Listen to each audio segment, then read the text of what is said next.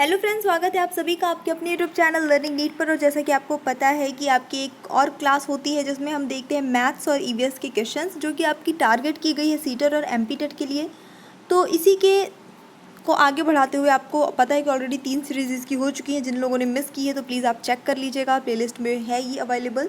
And उसकी 4th series आज हम यहाँ पे देखेंगे। पहले हम ईवीएस के क्वेश्चन फटाफट से देख लेते हैं और उसके बाद फिर हम मैथ्स सॉल्व करेंगे। और आज के जो क्वेश्चन हैं स्पेशली मैथ्स के, वो सभी सीटेट के एग्जाम में पूछे हुए प्रश्न हैं, तो एक आपको आइडिया भी मिल जाएगा किस टाइप के क्वेश्चन आते हैं, प्राइमरी लेवल के हैं। ठीक है, चलिए स्टार्ट करते हैं सेशन। तो देखिए, पहला जो प्रश्न है ये आपका है ईवीएस से। खिड़की को किस चिन्ह से दर्शाते हैं? खिड़की के लिए इनमें से कौन सा चिन्ह प्रयुक्त होता है?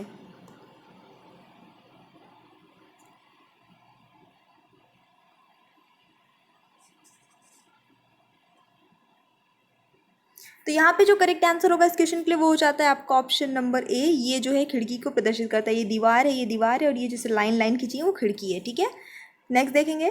पृथ्वी सम्मेलन 5 जो है +5 आयोजित हुआ था कब? 2005 में, 2000 में, 1999 या 1997 में? और इसका करेक्ट आंसर होगा आपका ऑप्शन नंबर डी, 1997 में। गिर राष्ट्रीय पार्क किस राज्य में स्थित है? राजस्थान, गुजरात, मध्य प्रदेश या फिर महाराष्ट्र?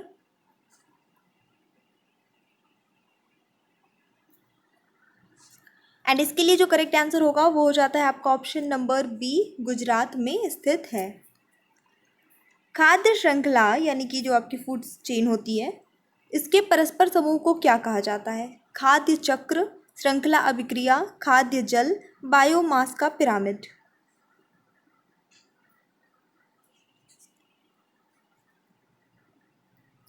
सो इसके लिए जो करेक्ट आंसर होगा आपका, देखिए, खाद्य श्रृंखला यानी फूड चेन का जो पूरा एक होता है वो एक्चुअली फूड वेब होता है। फूड वेब जिसको हम इंग्लिश में कहते हैं, यानी कि खाद्य जाल होता है। यहाँ पे ये मिस टाइपिंग है, खाद्य जल लिखा है, इट्स एक्चुअली जाल। ठीक है, तो यहाँ पे ऑप्शन नंबर सी सही होगा, और ये खाद्य जल नहीं खाद्य जाल होगा, फूड वेब। किसी पारितंत्र में तत्वों का चक्रण क्या कहलाता है? जीव भू रासायनिक चक्र, भूवैज्ञानिक चक्र, रासायनिक चक्र या फिर इनमें से कोई नहीं?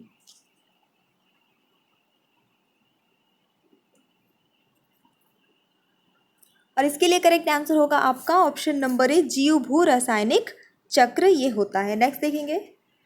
लवण जो जल का अवशोषण करता है क्या कहलाता है? ऑप्शन सारे सामने हैं आपके। हाइग्रोस्कोपिक लवण, एनहाइड्रस लवण, हाइड्रोफिलिक लवण या फिर हाइड्रोफोबिक लवण।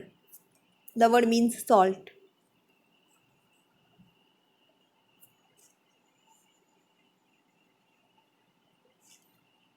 तो इस क्वेश्चन के लिए जो आपका करेक्ट आंसर हो जाता है वो हो जाता है ऑप्शन नंबर ए, हाइड्रोस्कोपिक लवण कहलाता है। ये इसकी जो मेन विशेषता ये होती है कि अपने आसपास उपस्थित जल के जो अणु होते हैं उनको अपनी तरफ आकर्षित करके उनका अवशोषण कर लेता है। ये इसका जो मेन खासियत है।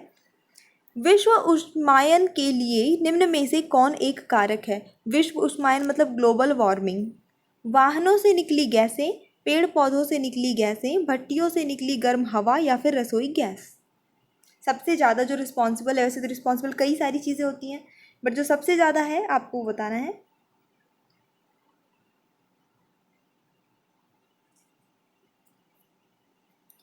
तो इस क्वेश्चन के लिए जो करेक्ट आंसर आपका हो जाता है वो होता है आपका ऑप्शन नंबर ए। वाहनों से निकली हुई गैसें जो हैं वो सबसे ज़्यादा उत्तरदायी होती हैं, जिसमें कि CO2 भी है, N2O है, ठीक है, CH4 है। ये सारी ही गैसें उत्तरदायी होती हैं, क्योंकि गैसें जो वाहन के इंजन से निकलती हैं काफ़ी गर्म रहती हैं, और ना सिर्फ गर्म रहती हैं बल्कि वायुमंडल में गर्मी ना ही पैदा करती है, बल्कि ये हानिकारक भी होती हैं और प्रदूषक भी होती हैं।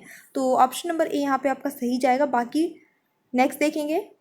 धातुमय प्रस्तर किसे कहा जाता है? बिटुमिन को, बॉक्साइट को, मेटालाइट को या फिर अयस्क को?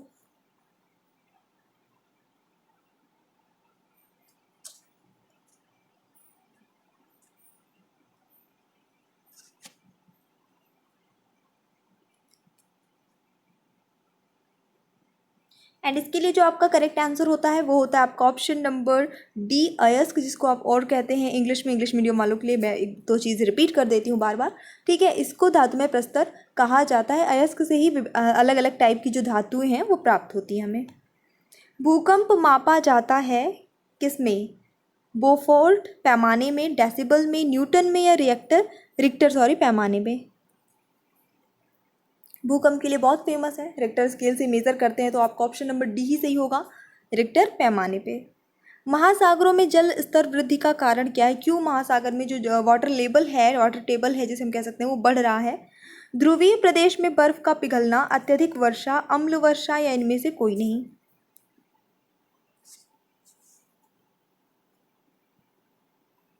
तो यहाँ पे जो करेक्ट आंसर होगा इस क्वेश्चन के लिए वो हो जाता है आपका ध्रुवीय प्रदेशों में बर्फ का पिघलना। और क्यों पिघल रहा है? ग्लोबल वार्मिंग से।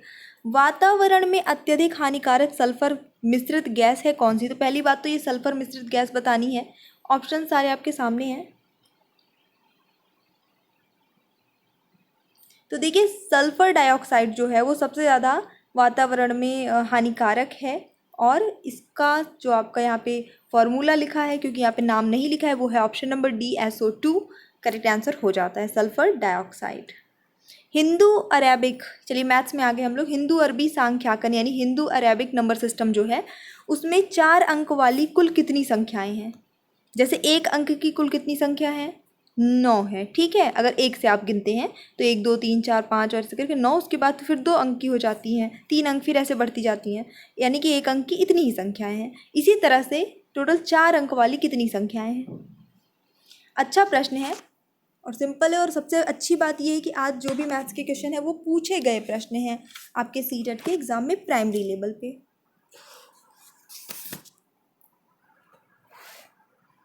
तो चलिए अभी देख लेंगे हम लोग यहाँ पे 4 अंक वाली टोटल संख्याओं की संख्या टोटल कितनी हो जाती है। तो ऑप्शन नंबर डी हो जाएगा। टोटल जो है आपकी 9,000 जो है वो है। अब कैसे निकलेगा ये भी हम थोड़ा सा देखेंगे। तो देखिए, पहले सबसे हम देख लेंगे कि 4 अंकों की सबसे बड़ी संख्या कौन सी है। तो 4 अंकों की यहाँ पे मैं सॉल्व करके दिखाती हूँ। 4 अंकों की सबसे बड़ी संख्या यही है, ठीक है। 4 पर 9 लिख देंगे तो सबसे बड़ी संख्या आएगी। और उसके बाद फिर हम देखेंगे 3 अंकों की सबसे बड़ी संख्या कौन सी है। तो 3 अंकों की सबसे बड़ी संख्या है 999।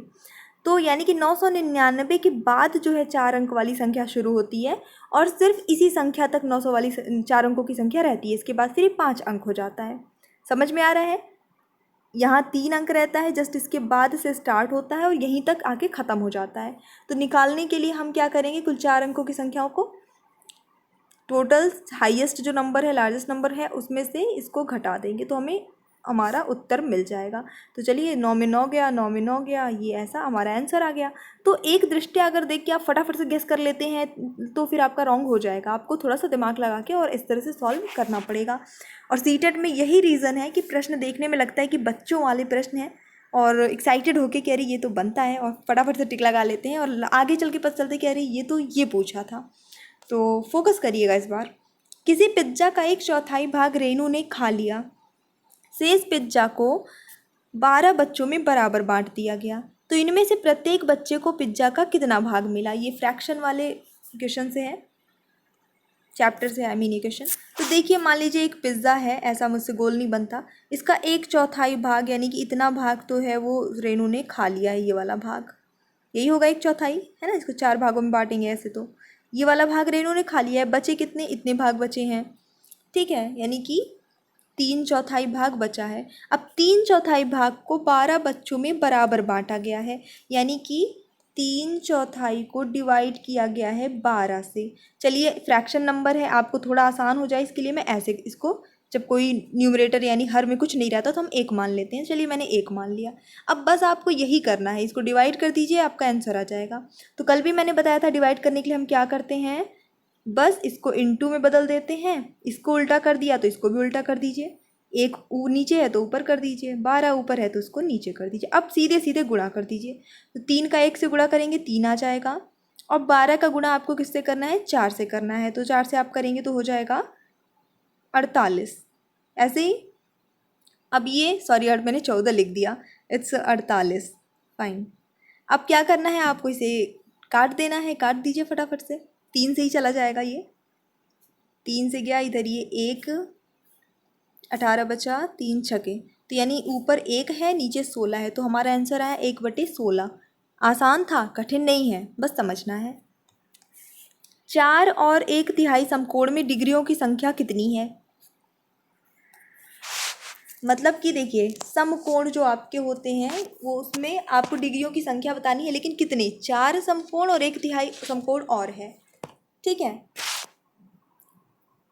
चलिए देखेंगे। तो हमको पता है कि समकोण यानी कि जो राइट एंगल ट्राइंगल होता है, एक समकोण में टोटल 90 डिग्रीज होते हैं, है ना, 90 अंश होते हैं। अंश की संख्या बतानी है, और यहाँ पे कुल कितने समकोण की बात हो रही है? 4 और 1/3। तो पहले तो 4 समकोण जो होंगे उसमें इतने अंश होंगे, इसको आप कर लीजिए, चाहे तो सॉल्व अलग से करके रख लीजिए, चाहे एक साथ ही सॉल्व कर लीजिए। और 1/3 और है, 1/3 मतलब 1/3, 1/3, और इसको भी 90 से मल्टीप्लाई कर देंगे क्योंकि 90 अंश ही होता है एक समकोण में। तो बस आप चाहे इसको अलग अलग करके और फिर प्लस कर लीजिए, चाहे आप एक साथ ही लिख के यहाँ पे ऐसे प्लस लगा के 1/3 × 90 ऐसे लगा के आप डायरेक्ट भी सॉल्व कर सकते हैं। इतना करेंगे तो कितना आएगा? 360। इसको करेंगे तो कितना आएगा? 3 से ये 90 कट जाएगा, 30, तो आएगा 30। कितना हुआ हमारा आंसर? 360 4 समकोण में और 1/3 समकोण में 30, तो कुल कितने डिग्रीज हुए? इनको प्लस कर दीजिए, 390। आंसर क्या हुआ हमारा? Option number A. बढ़ेंगे अगले प्रश्न की ओर। और ये जोड़ना, घटाना, गुणा, भाग, ये सब कोई इतनी बड़ी चीज़ नहीं है, ये तो आपको चुटकियों में कर लेना चाहिए। चलिए देख लेंगे। संख्या, यहाँ एक संख्या दी है, इसमें 3 के स्थानीय मान तथा अंकित मान में अंतर क्या है?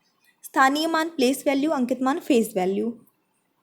चलिए देखेंगे। तो पहले प्लेस वैल्यू लिखेंगे 3 का, ये है 3, उसके बाद देखिए 2 अंक लिखे हैं ना, तो हम इसको आगे 2 0 लगा देते हैं, बस सिंपल। अंकित मान क्या होगा? अंकित मान हमेशा वही होता है जो वो संख्या होती है। अंकित मान इसका 3 ही होगा। अंतर बताना है मतलब घटाना है, तो घटा दीजिए, जाहिर सी बात है 300 में 3 चला जाएगा, 297 बच जाएगा। ऑप्शन नंबर यहाँ पे बी आपका सही होता है। निम्न में से कौन सा सही नहीं है? गलत है कौन सा कथन? एक घन के 6 फलक होते हैं, 1 मिलीलीटर में 0.1 सेंटीमीटर होता है, it's sorry not litre, it's metre. 0.10 और 0.1 समान है। 56.7, ये दशमलव लगा है, किलोग्राम बराबर होता है 5670 ग्राम। एक कथन गलत है, वही बताना है।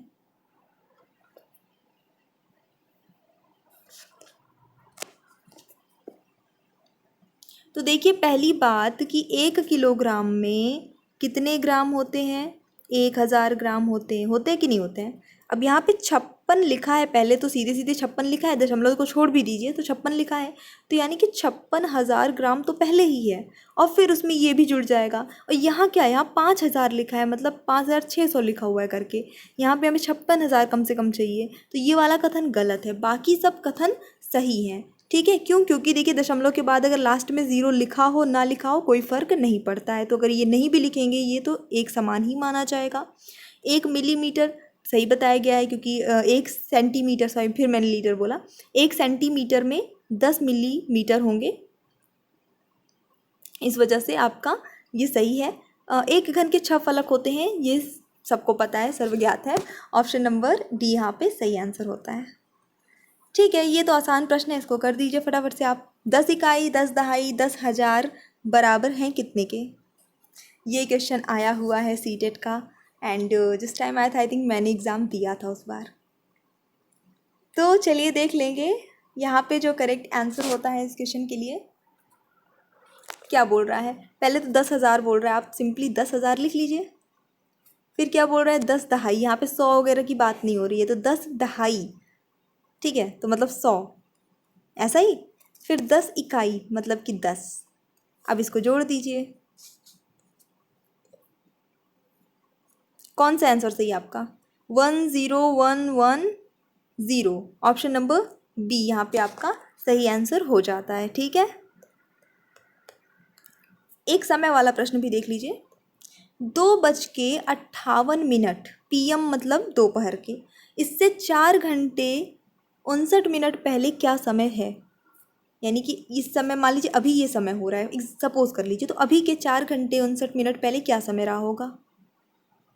तो चलिए इसे हम एकदम सरल वाले तरीके से सॉल्व करेंगे। देखिए सबसे पहले आप इसको रेलवे टाइम में लिख लीजिए, यानी कि घंटे और मिनट में लिख लीजिए, क्योंकि हमें घंटे और मिनट ही घटाना है, तो दोनों एक फॉर्म में रहेंगे तो ईजी रहेगा। तो 2:58 मतलब हो जाएगा आपका ये रेलवे टाइम में 14 घंटे। ऐसे ही ना, 12 बजे तक तो 12 घंटे हुए, फिर 1 बजा तो 13 घंटे हुए, 2 हुए तो 2 बजे तो 14 घंटे हो गए, और 58 मिनट। घटाना कितना है, 4 घंटे और 59 मिनट। अब जैसे बच्चे घटाते हैं वैसे ही घटा दीजिए। अब यहाँ पे ध्यान दीजिएगा कि 58 मिनट में से 59 मिनट कभी घटेगा, कभी नहीं घटेगा, तो हमें यहाँ से कुछ ना कुछ कैरी लेना पड़ेगा। तो हम यहाँ से एक कैरी ले लेंगे तो ये 13 बचेगा, 13 घंटे। और क्योंकि हमने कैरी क्या लिया है, हमने कोई एक संख्या, एक डिजिट कैरी नहीं लिया, हमने पूरे 1 घंटे कैरी लिए हैं।